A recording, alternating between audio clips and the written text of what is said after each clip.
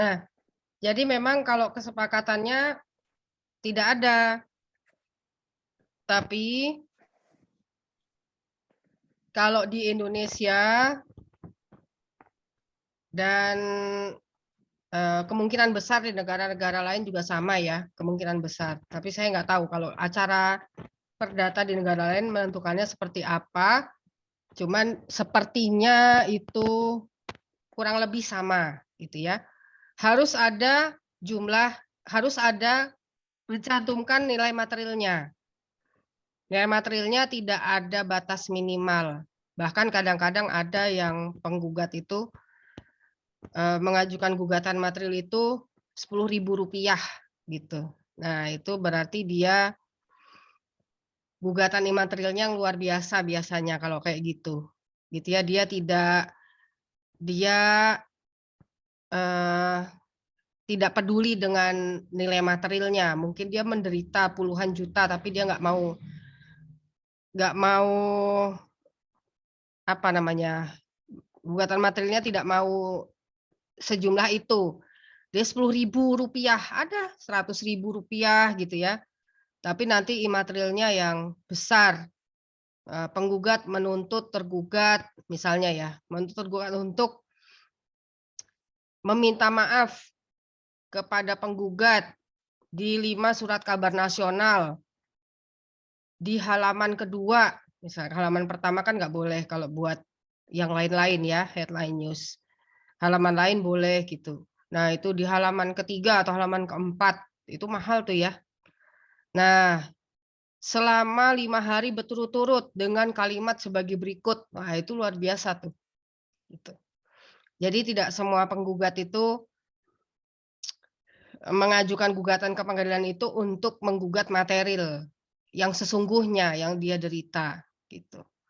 Tapi jarang ya, tapi ada tapi jarang. Nah, eh, apakah apa namanya harus berbentuk rupiah atau gimana? Ya tergantung perjanjiannya. Kalau perjanjian leasing di antara warga negara Indonesia dengan Suzuki di Amerika, dan berarti perjanjian leasingnya peristiwa hukumnya terjadinya di Amerika gitu ya. Itu sudah pasti bisa ditebak gitu kalau perjanjian leasingnya itu pakai mata uangnya Amerika gitu ya. Indonesia sendiri sudah menentukan, saya lupa di surat edaran Menteri Perdagangan ya kalau nggak salah, bahwa semua transaksi jual beli antara Indonesia dengan negara lain mata uangnya harus rupiah gitu. Kalau sebelum ada surat edaran Menteri Perdagangan, nanti dicek sendiri ya di internet itu.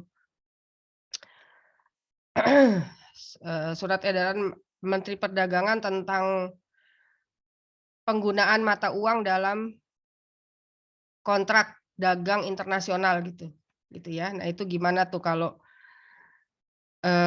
ekspor impor, yang eksportirnya orang Indonesia, importirnya negara lain gitu tuh pakai mata kuliah apa? Mata uang apa gitu ya. Nah, itu sudah ditentukan pakai rupiah sebelum kenapa sih ini? Sebelum ada surat edaran Menteri Perdagangan itu bebas. Kan ini apa namanya, asas kebebasan berkontrak, para pihak boleh menentukan isi perjanjian gitu kan.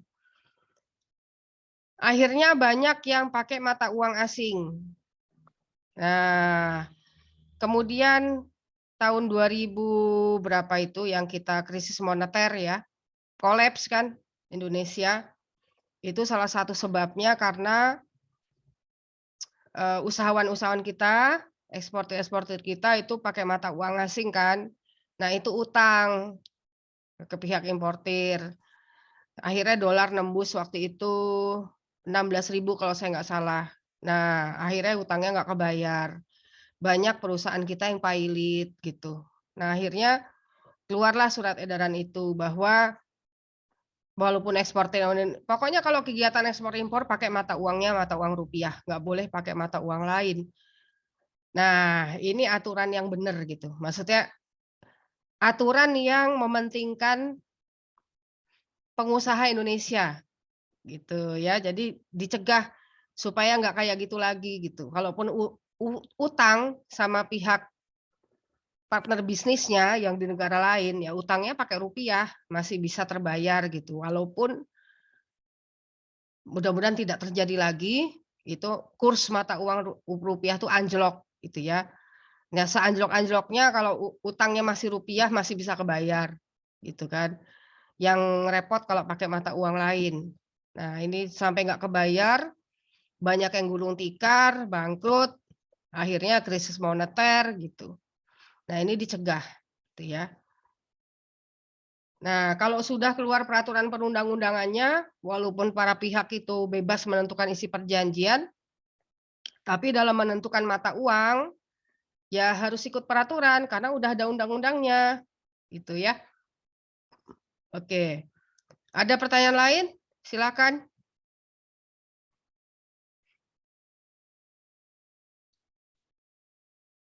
Nggak ada?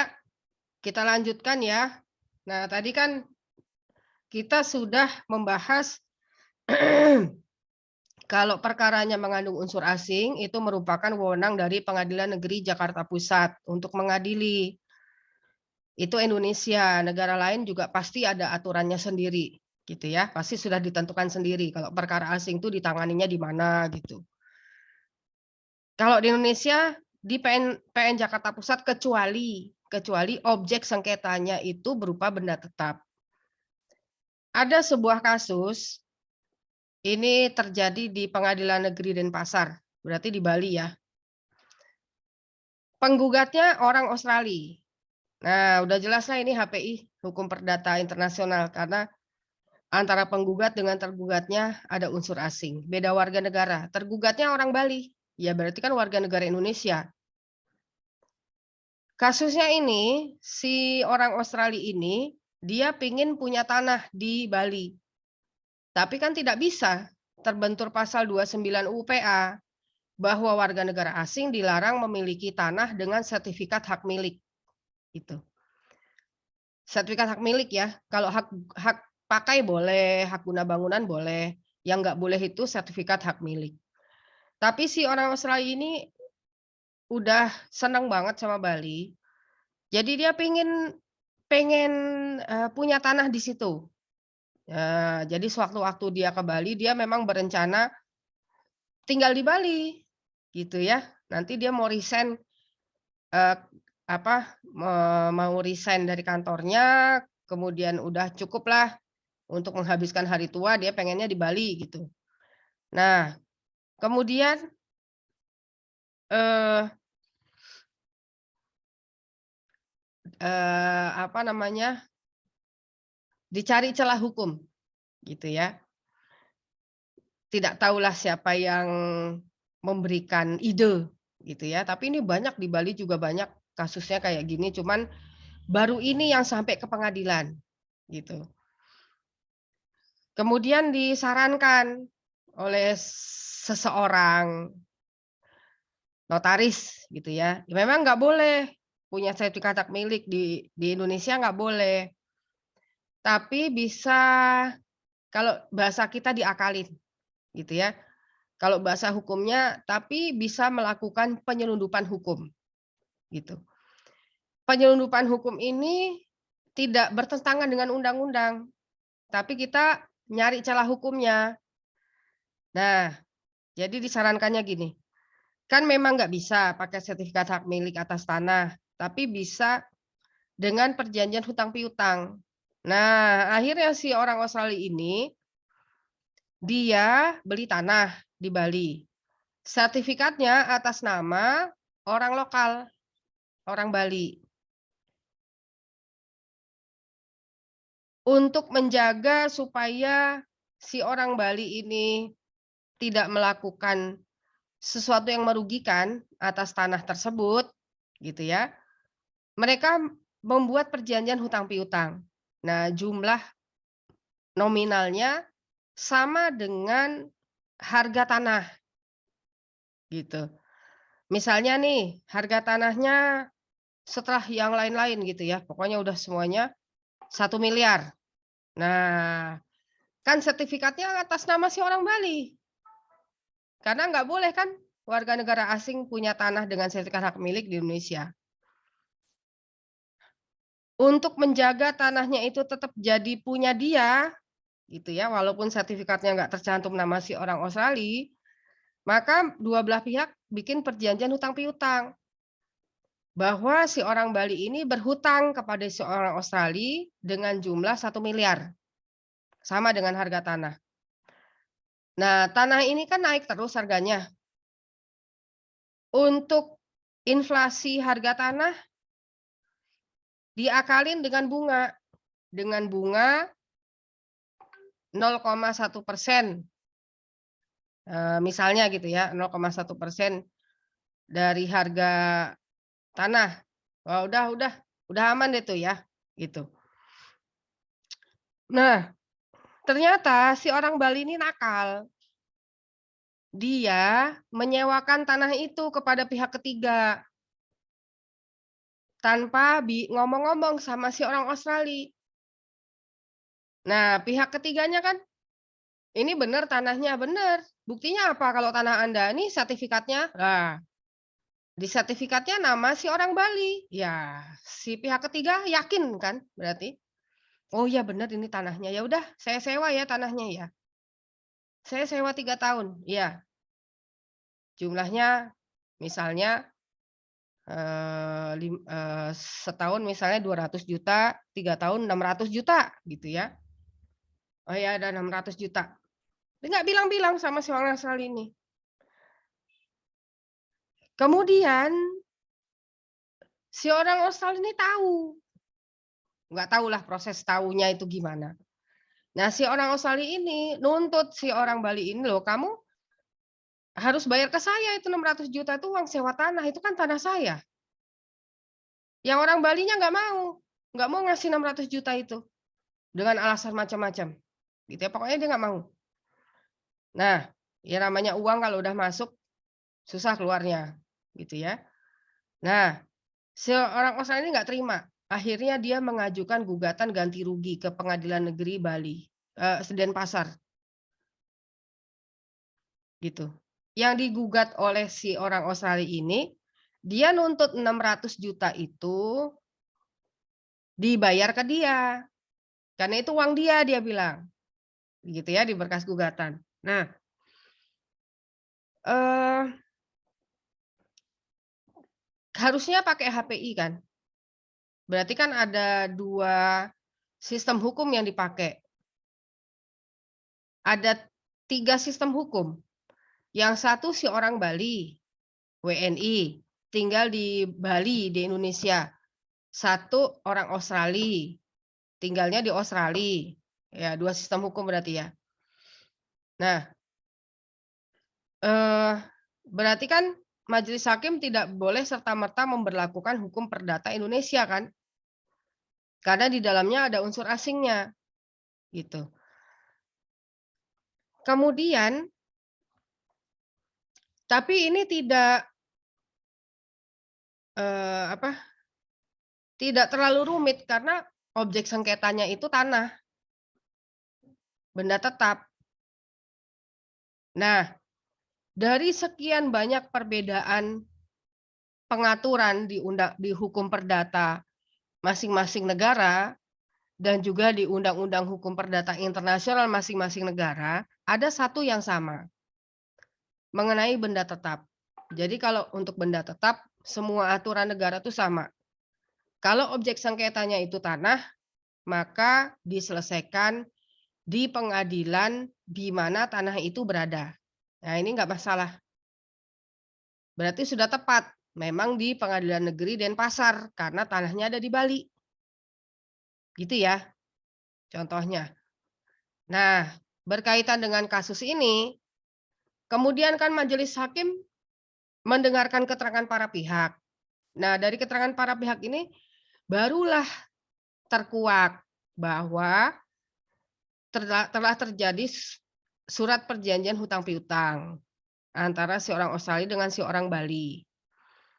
Bahwa tanah itu numpang nama, sertifikatnya, gitu ya. Ada ketahuan semua kan di pengadilan. Numpang nama, sertifikatnya, perjanjian hutang piutang. Yang aneh itu kalau perjanjian hutang piutang itu kan pasti ada jatuh tempo. Ini nggak ada jatuh temponya, gitu ya. Itu aja udah nggak memenuhi syarat-syarat perjanjian tuh, gitu. Nah, terus majelis hakimnya gini, putusannya ya. Putusannya adalah mewajibkan si orang Bali ini membayar lunas hutang tersebut kepada penggugat. Nah, mau nggak mau apa? Dijual kan tanahnya buat bayar utang kan, 1 M nilainya. Jadi apa yang dituntut sama si orang Australia ini tidak dikabulkan oleh majelis hakim. Tuntutannya si orang Australia ini kan uang 600 juta hasil sewa tanah itu kan dibayar ke dia. Nah, itu ditolak oleh majelis hakim. Kenapa? Karena perjanjian sewa menyewa antara si orang Bali dengan si pihak ketiga itu sah berdasarkan hukum Indonesia. Karena sertifikat tanahnya atas nama dia, memang atas nama si orang Bali. Perjanjiannya memang sah, gitu. Jadi bagaimanapun si orang Bali ini ya untung ya. Dia 600 juta dikantongin sama dia, nggak dikembaliin ke sana. Ya si orang Australia ini duitnya kembali lagi tanpa ada keuntungan apapun. Gitu kan, dijual tanahnya, hasil jual tanahnya itu benar-benar mungkin 1 miliar jadi 1,2 misalnya gitu ya. Nah, itu dikembalikan ke si orang Australinya. Gitu putusannya. Nah, ini juga majelis hakimnya ini ya si orang Australinya nggak mau banding. Padahal kalau dia mau banding bisa. Karena majelis hakimnya memutus perkara ultra petitum. Ultra petitum itu majelis hakim dilarang memutus perkara di luar tuntutan penggugat. Lah kan penggugatnya nuntutnya dikembalikan 600. Lah majelis hakimnya malah putusannya itu si orang Bali harus mengembalikan hutang. Kan beda tuh tuntutannya. Gitu kan? Itu sebetulnya bisa tuh kalau banding, cuman si orang selanjutnya nggak mau. Gitu. Ya, pertimbangannya eh pertimbangannya itu ya walaupun harus bersikap netral ya, tapi bagaimanapun ya objektif ya karena di Indonesia sidangnya, yang jadi tergugat orang Indonesia gitu ya. Ya mau nggak mau paling nggak condong membela orang Indonesianya tuh pasti ada gitu ya. Nah itu dia udah nggak usah banding. Tuh. Lagian dia juga nggak rugi apa-apa si orang Australia ini. Uangnya juga balik utuh, malah ditambah berapa persen ya karena itu udah belinya udah 5 tahun kalau nggak salah ya kan tanah kan naik terus kan harganya. Nah itu jadi dia nggak mau banding. Nah itu adalah salah satu contoh bagaimana kalau walaupun perkaranya ada unsur asingnya, tapi kalau objek sengketanya itu tanah atau benda tetap diselesaikannya di hukum negara di mana tanah itu berada. Gitu. Demikian juga dengan waris. Waris juga begitu. Kalau ada orang tua terus punya aset properti di luar negeri misalnya ya, punya tanah di Malaysia, punya deposito di Singapura misalnya itu ya. Nah, kalau deposito kan benda bergerak masing-masing negara beda-beda ngaturnya, tapi kalau tanah sama semua. Ya, si orang tua meninggal berarti kan ahli warisnya kan pertanyaannya kan ini hukum warisnya pakai hukum negara mana nih hukum warisnya? Ya tergantung warisannya apa dulu. Kalau warisannya tanah, berarti dibagi berdasarkan hukum waris negara di mana tanah itu terletak. Ya berarti pakai hukum waris Malaysia. Nah, Malaysia kan negara Islam. Nah, berarti pakai hukum waris Islam baginya, gitu ya. Bukan karena agamanya pewaris Islam, tapi karena tanahnya terletak di negara yang sistem hukumnya adalah sistem hukum Islam. Kalau tanahnya di Amerika gimana? Ya, tanahnya di Amerika berarti dibagi berdasarkan hukum waris Amerika. Amerika pakai hukum negara. Ya nggak tahu hukum negara Amerika gimana kalau bagi waris, kan gitu, ya. Saya nggak tahu gimana tuh. Harus lihat dulu hukum perdatanya Amerika mengenai waris. Nah, sampai sini ada pertanyaan, silahkan.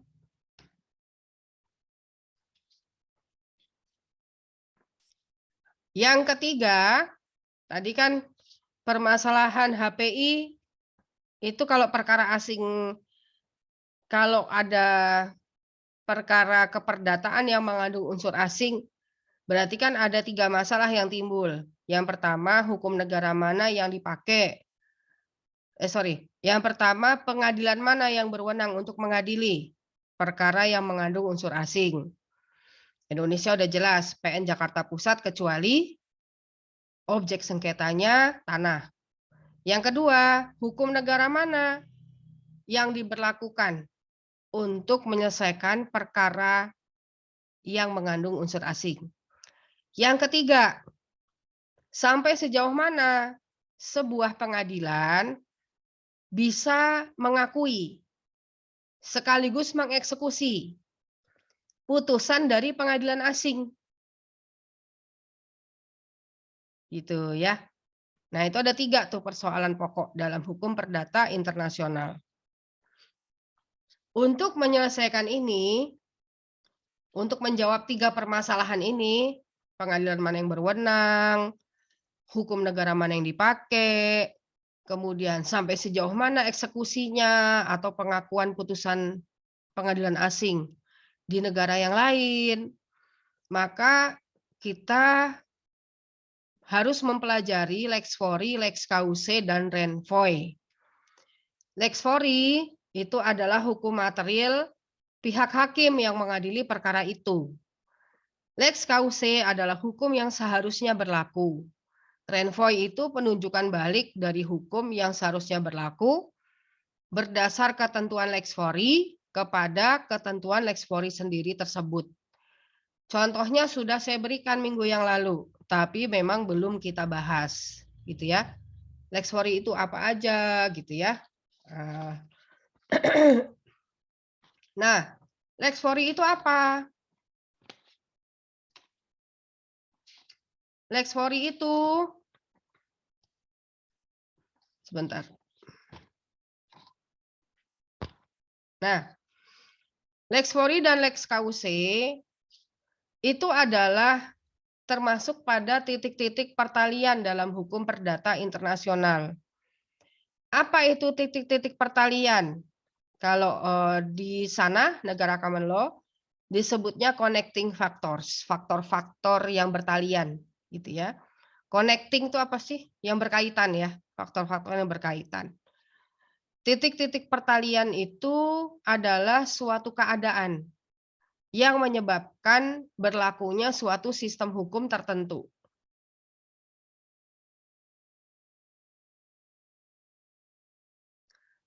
Titik pertalian dalam HPI itu ada 2. Yang pertama titik pertalian primer, yang kedua titik pertalian sekunder. Titik pertalian primer disebut sebagai titik taut pembeda. Titik pertalian sekunder disebut sebagai titik taut penentu. Titik taut pembeda inilah Lex Fori. Titik taut penentu Lex Causse. gitu ya. Nanti di pertemuan berikutnya akan saya jelaskan lagi dengan contoh. Jadi kalau di HPI itu kalau di amar pertimbangan hakim ya, kalau di dalam putusan. Nah, itu berdasarkan titik pertalian primer. Nah, gitu. Gitu ya. Yaitu satu, kewarganegaraan, terus apa gitu. Udah disebutin ini titik pertalian primer. Kedua, berdasarkan titik pertalian sekunder. Nah, itu kalau perkaranya ada unsur asingnya kayak gitu. Ada titik pertalian primer dan titik pertalian sekunder. Gitu ya. Apa sih titik pertalian primer atau TPP? Biasanya TPP disebutnya. Kalau titik pertalian sekunder TPS. TPP atau titik pertalian primer itu adalah sekumpulan fakta hukum. Sekumpulan fakta hukum yang melahirkan hubungan perdata internasional.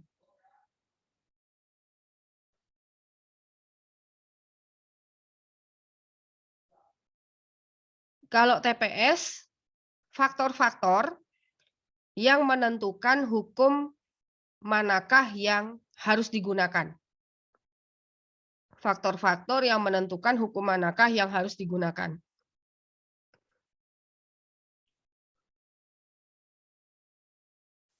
Kalau TPP, sekumpulan fakta hukum yang melahirkan atau menciptakan hukum perdata internasional.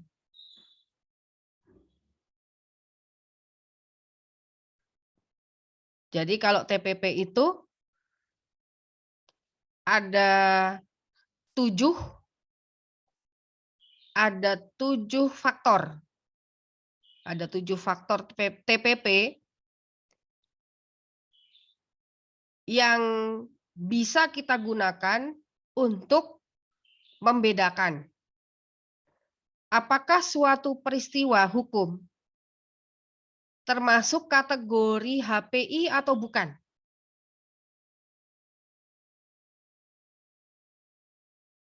Gitu ya. Jadi ada 7 faktornya. Kalau TPS ada 13 faktor. Ada 13 faktor yang bisa kita gunakan untuk menentukan hukum manakah yang seharusnya berlaku. Atau hukum mana yang seharusnya digunakan dalam perkara itu. Nah, untuk 7 faktor TPP dan 13 faktor TPS akan disampaikan di pertemuan berikutnya. Disertai dengan contoh kasus. Itu ya, karena kalau nggak pakai contoh kasus, dikhawatirkan nanti kurang paham. Gitu. Kok ini videonya nggak muncul? Nah ya, baik. Sampai sini ada pertanyaan, barangkali satu pertanyaan boleh? Masih 3 menit. Kalau waktunya nggak cukup, dijawabnya di pertemuan berikutnya. Atau di hold dulu pertanyaannya. Nanti nanyanya di pertemuan berikutnya ya. Baik. Saya akhiri perkuliahan hari ini dengan membaca hamdalah. Alhamdulillahirabbil alamin. Sampai ketemu lagi di pertemuan berikutnya. Mohon maaf atas segala kesalahan. Nasrun minallah wa fasun qorib wa basiril mu'minin. Fastabiqul khairat. Wassalamualaikum warahmatullahi wabarakatuh. Waalaikumsalam warahmatullahi wabarakatuh.